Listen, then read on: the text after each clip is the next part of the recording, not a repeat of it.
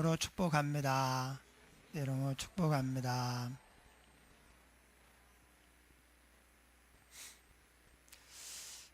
오늘 제목이 겸손해야 행복하다입니다. 원래 전도서를 쭉 나가고 있고 아침엔 다니엘서를 나가고 있는데 주제가 겹칠 때가 별로 없는데 오늘은 주제가 겹쳤어요. 겸손이 살 길이다. 겸손은 어떻게 되면 하고 안 되면 또 그냥 살고 그럴 문제가 아닙니다. 겸손은 우리가 살 길이에요. 그러니까 교만하면 못 살아요. 너무 힘들어서 못 살아요. 고통스러워서 못 삽니다. 그러니까 우리가 교만하면 하나님이 빨리 그 교만한 자리에서 빠져나오라고 우리의 삶을 지옥으로 만들어 버려요. 그런데 어떤 사람은 너무 고통스러우니까 지옥이니까 더 난리를 치는 거예요. 더 교만해 가지고 이제 그러면 안 되겠죠. 그래서 겸손이 살 길이다. 또 겸손해야 행복하다. 오늘 말씀입니다. 우리가 겸손하면 뭐든지 견딜 수 있는 힘이 생기고 수용할 수 있습니다. 낮은 바다에 세상에 온 물이 다 모여서 큰 바다가 되는 것처럼 겸손이라는 건 받아준다는 거거든요. 용납한다, 받아준다. 그렇기 때문에 겸손하면 계속 은혜가 넘쳐 흘러요. 결국은 모든 게 다 낮은 곳으로 모여들게 돼 있거든요. 그래서 하여튼 겸손해야 됩니다. 이 전도서가 좀 어떻게 보면 냉소적입니다. 삶을 무조건 이렇게 포장하지 않아요. 미화하지 않습니다. 오히려 삶이 헛되다고 무의미하다고 주장합니다. 어떻게 보면 듣기에 불편하고 또 소화하기 힘든 그런 내용들이 있어요. 그런데 거침없이 쏟아냅니다. 이게 다른 사람의 얘기였다면 우리가 무시할 수도 있지만 모든 것을 다 경험하고 가져본 최고 꼭대기에 올라가면 솔로몬이 다 헛된 거야, 무의미해, 이렇게 말하기 때문에 우리가 이것을 좀 깊이 새겨들어야 됩니다. 이 세상이나 우리의 삶에 대한 지나친 낙관주의는 몽상가가 되게 합니다. 신앙은 현실적이에요. 그 현실 도피가 아닙니다. 그런 경우도 있어요. 현실이 너무 싫으니까 현실을 도피하기 위해서 이제 하나님을 이제 바라보고 집중하고 하는데 거기서 끝나면 안 돼요. 현실로 내려가야 됩니다. 그걸 잘 보여주는 것이 변화산의 내용입니다. 세 제자가 예수님과 함께 변화산에 올라갔는데 말 그대로 예수님의 모양이 변화가 됐어요. 예수님의 모습이 변화가 됐어요. 그래서 빛이 나요. 보고만 있어도 황홀할 정도로 천국이죠. 거기다가 모세와 엘리야가 나타나서 예수님과 좌담을 하고 있는 거예요. 아마도 인류의 구원과 십자가에 대해서 이제 하나님의 또 아버지의 뜻을 이야기하고 그거에 대해서 얘기를 나눈 것 같아요. 베드로가 이 상황이 얼마나 좋았는지, 주여 우리가 여기 있는 것이 좋사오니 우리가 초막 셋을 지으리이다. 주를 위하여 하나, 모세를 위하여 하나, 엘리야를 위하여 하나, 이렇게 집을 세 개를 지을 테니까 우리 여기서 계속 지금 이 분위기, 이 기쁨, 이 행복한 가운데에서 계속 여기서 삽시다. 은혜를 받고 성령 충만함을 받으면 너무 좋으니까 내려가지 말고 여기 살자는 거예요. 근데 예수님이 바로 내려가자 그러시죠. 우리에게 두 세계가 있습니다. 산 위의 세계가 있고 산 아래의 세계가 있어요. 산 아래의 세계에서만 살면 이제 불행해요. 예. 그 마음이 심란하고 고통스럽고 살기가 힘들어요. 그래서 반드시 또 산 위의 세계로 올라와야 됩니다. 그래서 은혜를 받아야 돼요. 천국을 경험해야 됩니다. 우리가 예배할 때 또 기도하면서 찬양하면서 은혜를 받는 것은 이 은혜를 받아야 우리가 세상에 나아가서 살 수 있기 때문에 그래요. 좀 아까도 찬송하는데 은혜 아니면 살아갈 수가 없네. 막 마음이 이렇게 울컥하면서 하나님의 이 은혜를 내가 받았구나 정말 감사하면서 기쁨이 와요. 은혜 아니면 살아갈 수가 없는, 호흡마저도 다 주의 것이니, 그러니까 다 은혜죠. 산 위에 올라가서 은혜를 맛보아야 됩니다. 예배를 통해서 은혜 받아야 우리가 또 한 주간도 정상적으로 살아갈 수가 있습니다. 그렇지 않으면 내가 볼 때에는 아무렇지도 않은 것 같은데, 왜냐하면 나는 내가 기준이거든요. 그런데 어느 사이에 벌써 내가 많이 내려가 있는 거예요. 세상에 매몰되고 세상에 때가 묻고 세상으로 더럽혀져 있는 거예요. 그래서 하나님 은혜 받지 않아도 살 수 있을 것 같으네. 그리고 점점 세상의 것이 더 소중하게 생각이 되고 그것에 내 삶을 헌신하게 되는 거예요. 그래서 산 위의 세계, 산 아래의 세계에서 우리는 오르락내리락 하면서 은혜 받고 그 은혜를 따라 살고 성령 받고 사명 감당하고 또 천국을 경험하고 이 땅에 하나님 나라를 전파하는 이런 사명을 우리가 감당을 해야 됩니다. 산 아래로 내려가자 갔더니 거기에 아들이 귀신 들려서 고통당하고 있는 아버지가 있었고, 그래서 예수님이 이제 그 귀신을 쫓아내 줍니다. 신앙은 현실 도피가 아닙니다. 그래서 그리스도인들은 철저히 현실주의자가 돼야 돼요. 그렇다고 현실에 또 매몰되면 안 돼요. 배가 물 위에 있어야 되지만 물에 있어야 되죠. 배가 산에 있으면 아무런 의미가 없죠. 물에 있어야 되는데 물에 빠지면 안 돼요. 물 위에 떠다녀야 돼요. 신앙이 그런 겁니다. 쉽지 않죠. 그러나 우리가 겸손히 하나님을 의지하고 늘 기도하면서 말씀 붙잡고 살아갈 때 세상을 우리가 이제 떠다니면서 많은 영혼을 구하는 이런 사명을 감당할 수가 있을 것입니다. 16절에 보니까 이렇게 말합니다. 내가 해 아래에서 보건대 재판하는 곳 거기에도 악이 있고 정의를 행하는 곳 거기에도 악이 있도다. 재판이 만약에 부당하게 되어서 내가 피해자인데 오히려 가해자가 된다면 이게 얼마나 속상하고 억울하고 분통이 터지겠습니까? 그런데 세상은 원래 그래요. 그렇게 안 되려고 애를 쓰지만 또는 증거가 없어서 또는 누가 뇌물을 써가지고 백을 써가지고 이렇게 되기도 하고, 세상은 원래 그런데. 그래서 우리가 어떤 생각을 하게 되느냐, 어떻게 이럴 수가 있느냐, 그렇게 생각하면 안 됩니다. 이럴 수도 있다, 그렇게 생각을 해야 돼요. 운동을 하면은 그 멘탈이 약한 사람이 있어요. 운동을 잘하는데 멘탈이 약해요. 마음이 너무 약해.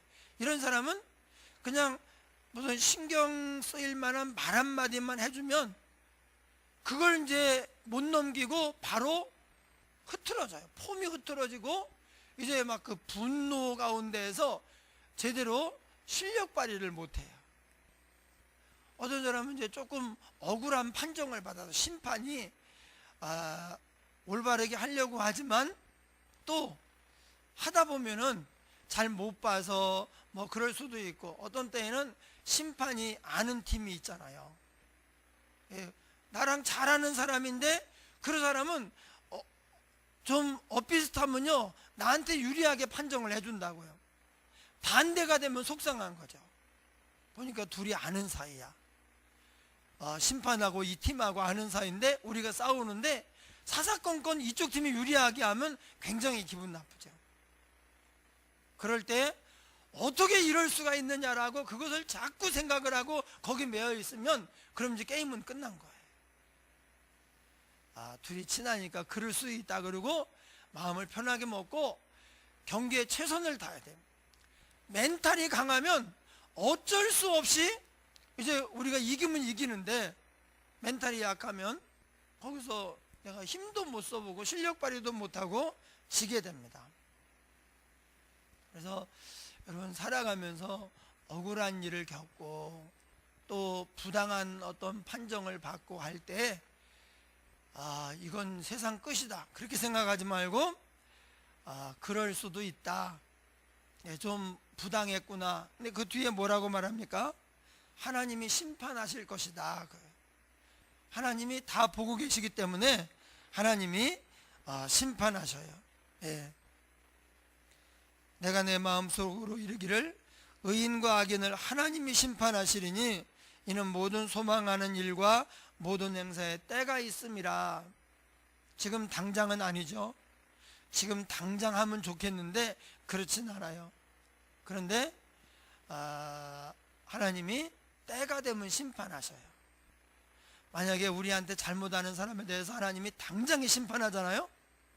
바로 즉결 처분하고 나한테 막 욕을 하고 벼락이 떨어져.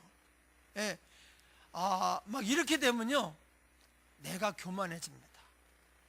예, 세상 무서운 게 없어요. 나한테 잘못하면 바로 죽는데, 재앙을 만나는데, 그럼 이제 우리가 사실은 잘못되는 거예요. 그래서 하나님은 하나님이 심판을 하시지 우리의 어떤 감정이랑 매여 있지가 않으셔요. 그래서 우리는 항상 그럴 수도 있다 이런 마음을 가지고 마음을 강하게 해야 돼요. 어떤 일에도 흔들리지 말아야 됩니다. 인생들의 일에 대하여 하나님이 그들을 시험하시리니, 그게 뭐냐? 하나님이 우리를 시험하시는 거예요. 한번 이렇게 눌러보고 이거 뭐 많이 올려놔도 되겠나? 이렇게 축복을 많이 해도 능력을 줘도 괜찮겠나? 하고 하나님이 먼저 눌러보는 거예요. 시험하고 나서 흔들흔들해서 안 쓰러지면 튼튼하구나. 그리고 이제 하나님이 큰 은혜를 주시고 능력을 주시고 복을 주시는 것입니다. 그래서 우리의 삶은 다 시험이라고 생각을 하셔야 돼요. 예. 시험에 통과를 못하면은 불합격 그리고 돌려보내요. 그럼 이제 또 한참 있다가 다시 한번 해볼게요. 그러고 와서 또 이제 흔들어 보고 그러는데, 우리는 이제 우리가 다시 한번 해볼게요 그런 적도 없고, 하나님이 지금 나를 시험하는구나 그걸 모르니까, 그러니까 그걸 막 못 견뎌가지고 힘들어하는 거죠. 그래서 겸손한 사람은 하나님이 어떤 시험을 하든지 잘 견디고 넘어갈 수가 있어, 승리할 수가 있습니다. 교만하면 이 시험을 못 견뎌요. 그러니까 진짜 그 고수들, A급 선수들은 어떻게 하느냐? 화를 안 내요. 예, 그리고 내 게임을 열심히 하는 거예요. 하다 보면 무슨 말도 들어오고 응원단에서 막 이제 뭐라 그러기도 하고 그런 게 끝도 없어요. 니네들이 떠들려면 떠들어라. 나는 영향 안 받는다. 이렇게 하고 가는 거예요. 그 아주 최고로 우리나라에서 그 멘탈 강하기로 최고로 유명한 사람이 류현진 선수예요. 류현진 선수. 예, 멘탈이 얼마나 강한지. 막 거기 미국에서 야구하면서도 아주 잘하잖아요. 예, 우리가 멘탈이 강해야 됩니다. 그러면 이길 건데, 멘탈이 약하면 충분히 내가 이길 실력인데 마음이 흔들려가지고 무너져가지고 힘도 못 써보고 지는 거예요. 예. 그래서 그 시험의 결과 그들이 자기가 짐승과 다름이 없는 줄을 깨닫게 하려 하심이라. 인생이 당하는 일을 짐승도 당하나니 그들이 당하는 일이 일반이라. 사람이 죽는 것처럼 짐승도 죽어요. 사람이 짐승보다 별로 뛰어남이 없으니 모든 것이 헛됨이로다. 예. 그래서 우리가 하나님이 우리를 겸손케 하실 때에는 우리를 높이지 말고 제가 그냥 짐승과 다를 바가 없습니다, 이런 겸손한 마음으로 살라는 거예요. 예. 다 똑같다. 그런데 흙으로 말미암았으므로 다 흙으로 돌아가서 한 곳으로 가는데 다른 게 하나가 있어요. 인생들의 혼은 위로 올라가고 짐승들의 혼은 아래고 땅으로 내려가는 줄을 누가 알랴. 다 뭐 먹고 살고 다 죽고 다 썩어서 없어져요. 그런데 다른 게 있습니다. 그게 뭐냐? 인생들의 혼은 위로 하나님께로 올라가요. 짐승의 혼은 아래로 땅으로 내려가요. 네. 사람은 하나님의 형상으로 지음을 받았기 때문에 하나님께로 가서 심판을 받아요. 하나님께 영접을 받든지 아니면 하나님께 심판을 받아 지옥에 떨어지든지. 짐승의 혼은 없어져요. 우리의 몸이 썩어서 없어지는 것처럼 짐승의 혼은 없어집니다. 불교에서는 윤회설을 주장을 합니다. 그리고 미래에 대해서 잘 모르니까 그런 얘기를 들으면 그럴 만하다. 사람이 이렇게 혹하게 돼 있어요. 뭐냐? 짐승의 혼이나 사람의 혼이 따로 있지 않아요. 다 똑같아요. 똑같은 가치가 있고 똑같은데 단지 이제 살아있는 동안에 덕을 많이 쌓으면, 선한 일을 많이 하면 그 업보로 말미암아서 그 다음 생을 좋은 것으로 태어나는 거예요. 그래서 이제 뭐 사람으로 태어난 것도 이제 좋은 거지만 그 중에서도 이제 귀족이나 부자로 태어나는 것, 이것을 아주 최고로 여겨요. 그리고 이제 잘못하면, 우리가 이렇게 해서 살아가는데 잘못하면 짐승으로 태어나고 더 잘못하면 막 곤충으로 이렇게 태어난다는 거예요. 이 곤충이 이제 누군지를 모르니까 그런 걸 이제 좀 더 실감나게 가르치려고 어떤 그 절에서는, 어떤 교단에서는요, 길을 갈 때 빗자루를 가지고 다니면서 이렇게 쓸면서 가요. 쓸면서. 왜 그러냐면 혹시라도 내가 개미 한 마리라도 밟으면 이 개미가 우리 할아버지인지 고조 할머니인지 모르는데 그거 밟으면 어떡하느냐. 윤회설을 이제 아주 여기까지 주장을 하는 거예요. 그래서 밟으면서 가요. 근데 이제 오늘날은 그게 이제 별로 안 먹히는 게, 우리가 먹는 물 한 잔에도 수백만 마리의 생명이 있어요. 미생물, 대장균 뭐 해가지고 좋은 그 미생물. 그러니까 이 물 한 잔에 얼마나 많은 생명들인지 몰라요. 그러니까 그렇게 여기면 물 먹으면 안 돼요. 이걸 먹는 동안에 수십만, 수백만의 생명을 내가 먹는 건데, 지금은 이제 그렇게 되고, 또 제가 궁금해서 물어보고 싶은데 못 물어본 게, 스님들은 모기가 물을 때 안 죽이나. 이 모기가 이렇게 모기가 무는데 이거를, 왜냐하면 이게 지금 어쨌든 업보를 잘못 쌓아가지고 모기가 된 거거든요. 이 모기가 무는데 이거를 안 죽이는지 아니면은 시주 헌혈을 하는지 모기한테 궁금하더라고. 만약에 이제 모기를 죽인다 그러면 그 교리하고 이제 어긋나는 거죠. 말은 그렇게 하면서 살기는 또 그렇게 안 사는 거나 똑같은 거예요.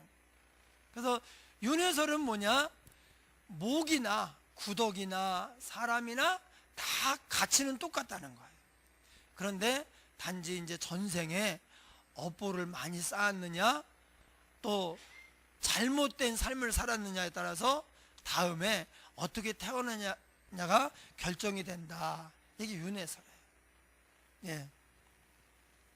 그래서 짐승과 사람이 똑같다, 곤충이나 똑같다 이렇게 보는 거예요.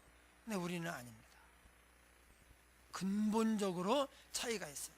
몸은 똑같이 땅에 떨어져서 흙으로 돌아가지만 우리의 영혼은 하나님께로 돌아가 영원한 삶을 하나님과 함께 누리면서 그야말로 우리의 고향이죠. 천국입니다. 거기서 영원히 살아요.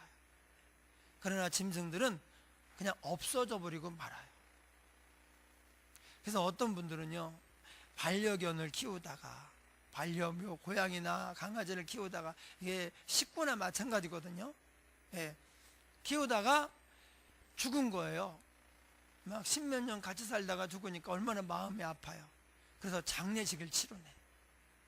거기까지 괜찮은데 목사님 오셔서 기도 좀 해주세요.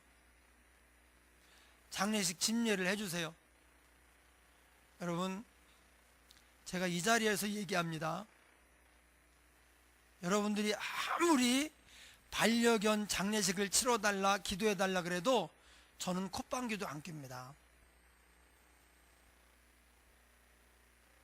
세상에 목사가 가가지고 하나님, 이 집에 또또가 죽었는데 불쌍히 여겨주시옵소서, 뭐라고 기도를 해, 뭐라고. 예? 이제 하나님이 위로해달라고 하는 기도는 제가 그냥 교회에서 할게요. 예. 그런데 반려견을 위해서 기도하고 장례식을 치르고 하는 것은 이건 아니에요. 이제 마음은 이해가요. 왜냐면 식구거든요. 식구. 완전 식구니까 10년을 같이 살다가 그렇게 위로가 되고 기쁨이 되고 했으니까 그런 마음은 이해가 하지만 성경적으로 볼 때 아닌 건 아닌 거고, 그런 기능을 했다고 해서 그것이 진짜 우리 식구는 아니란 말이에요. 사실은 뭐 옛날 같으면 10년 전에 잡아먹혔을 운명인데 요즘이니까 그렇게 복받아가지고 그냥 같이 이렇게 사는 거지. 옛날엔 다 보신 땅거리 아닙니까? 예. 그러니까 인간의 영혼과 짐승의 영혼은 근본적으로 다르기 때문에 같은 방법으로 접근을 하면 우리가 큰 실수를 하게 됩니다. 예. 그래서 다르다. 예. 그런 말씀을 하고 있어요. 예. 이런 걸 누가 알냐? 그걸 모르면 우리가 이제 잘못 살게 되는 거죠. 무지하고 또 교만하게 되고, 그러면 또 이제 심판을 받게 됩니다. 그래서 이제 이것을 알고 우리가 언젠가 곧 하나님께로 간다 그러면 겸손하게 되고 순종하게 되고, 그때 우리는 비로소 사람답게 살아갈 수가 있습니다. 그리고 우리가 어떻게 살아야 되느냐? 마지막 절입니다.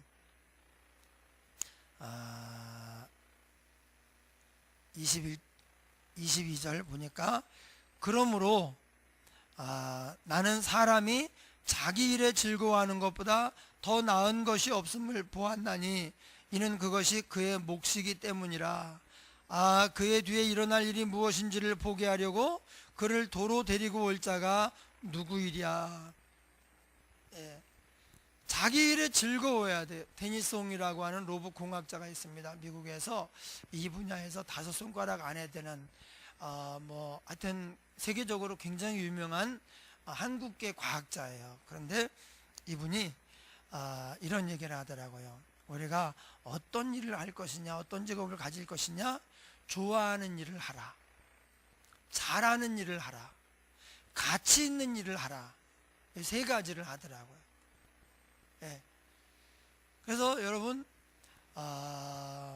가급적 우리가 좋아하는 일을 해야 됩니다.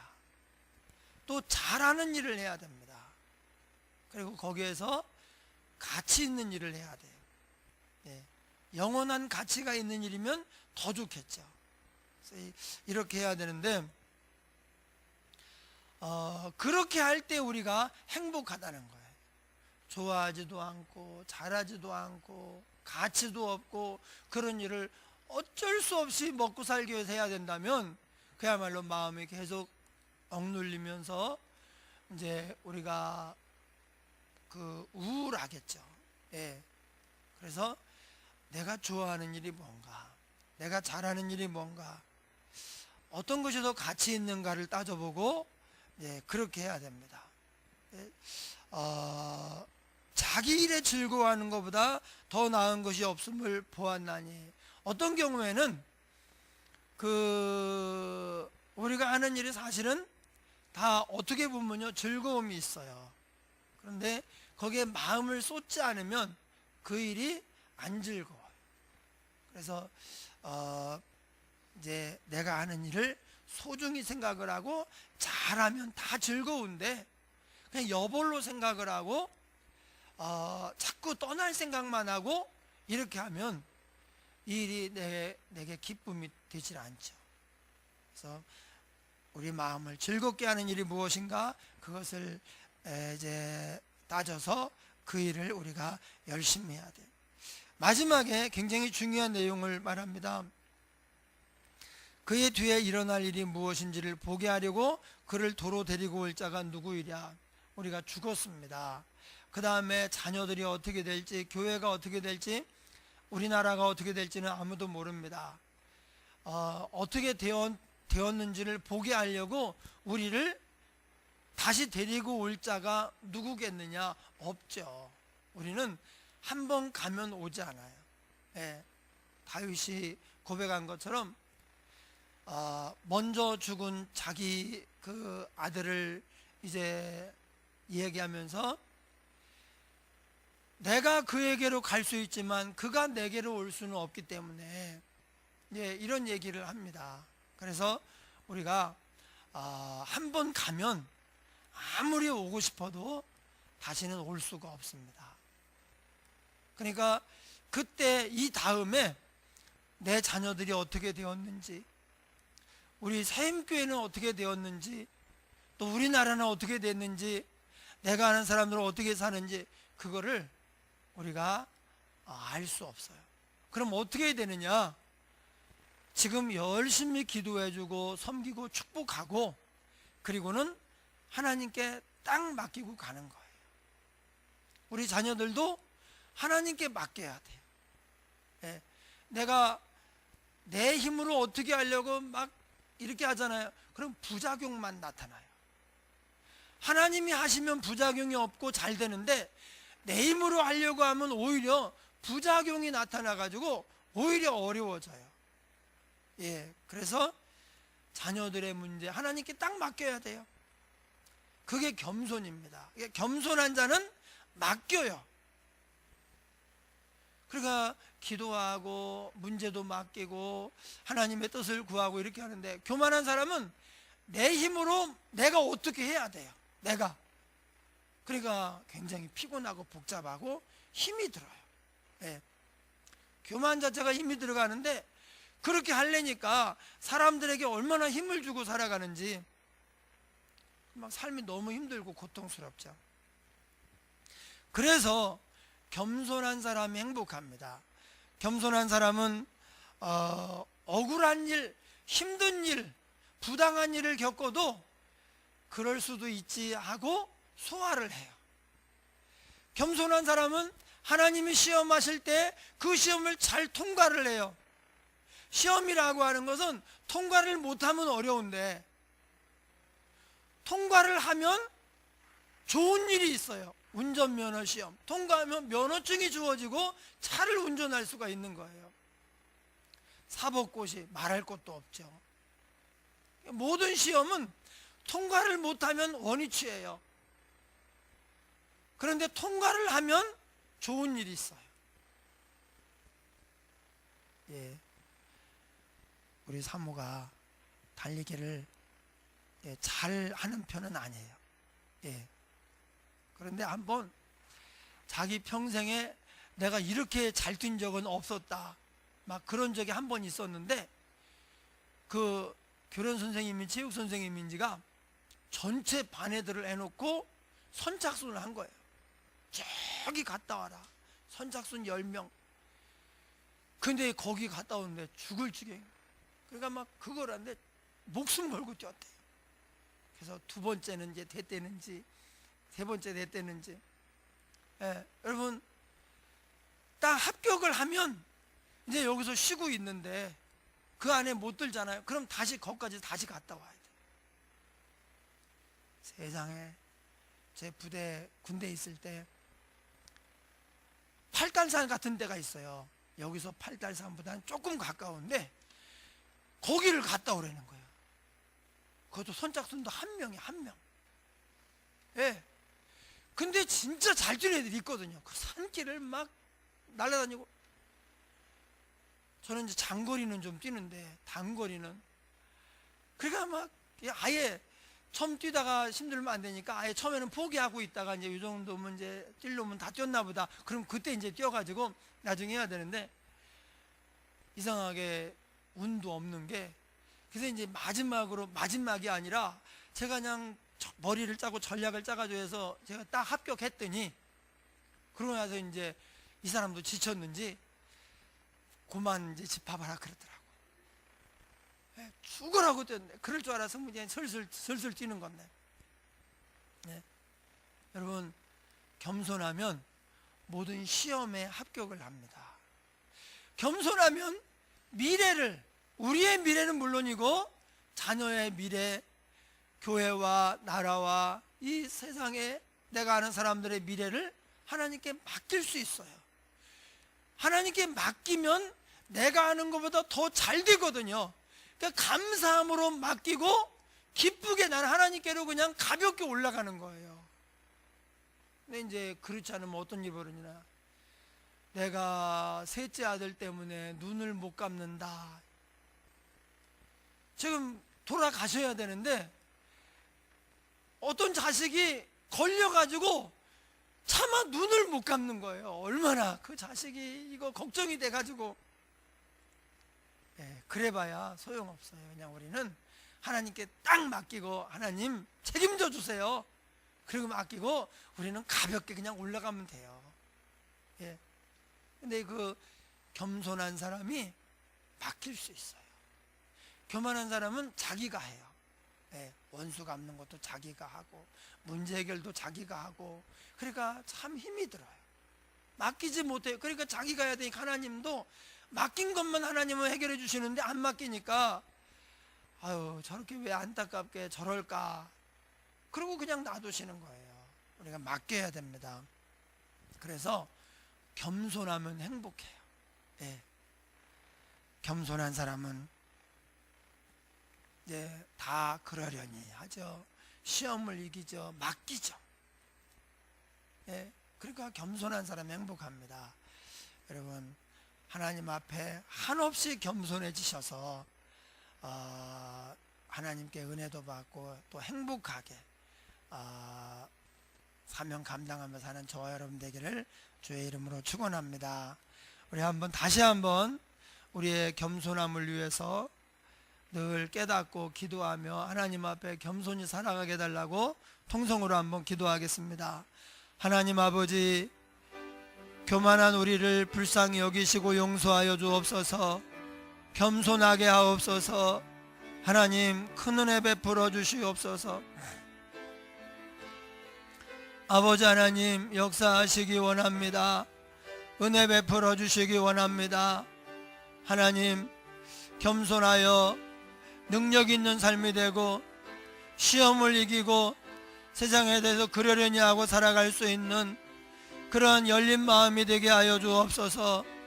겸손하여 모든 것을 하나님께 맡기고 살아가는 인생들이 되게 하옵소서. 특별히 우리의 자녀들을 책임져 주시고 복되게 하여 주시고 우리 교회의 미래도 우리 하나님이 아버지여 책임져 주셔서 참으로 주님 오시는 그날까지 주신 사명 잘 감당하는 좋은 교회가 되게 하여 주시옵소서. 하나님 역사하여 주옵소서. 예수님 이름으로 기도하옵나이다. 아멘.